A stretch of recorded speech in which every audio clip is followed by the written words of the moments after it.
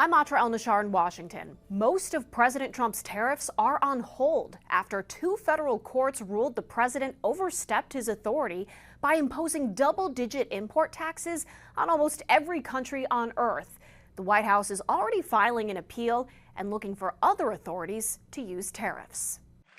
If you look at that. In a 1-2 punch, the bulk of President Trump's tariffs that have shaken global trade have been dealt a major blow by two federal courts. Both a D.C. district judge and the U.S. Court of International Trade ruled the president overstepped his authority when he leaned on a 1977 Emergency Economic Powers Act to hit virtually every country with double-digit import taxes without Congress's approval. Chronic trade deficits are no longer merely an economic problem. They're a national emergency that threatens our security and our very way of life. Three federal judges on the trade court appointed by Presidents Trump, Obama, and Reagan unanimously determined that 1977 law does not authorize the president to impose unbounded tariffs. And the law's limited authorities may be exercised only to deal with an unusual and extraordinary threat with respect to which a national emergency has been declared, and may not be exercised for any other purpose. Jeffrey Schwab, representing 5 companies suing the administration, says he's confident this will hold up on appeal. Obviously, the Constitution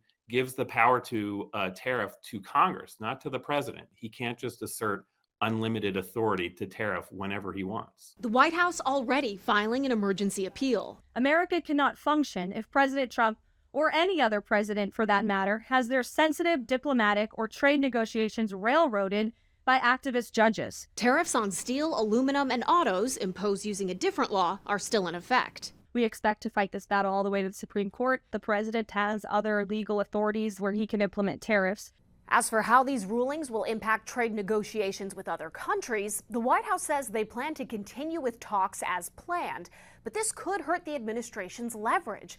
They recently made progress with China, each side lowering tariffs, agreeing to continue communications, but now China says the White House should listen to the judges and end their tariffs altogether.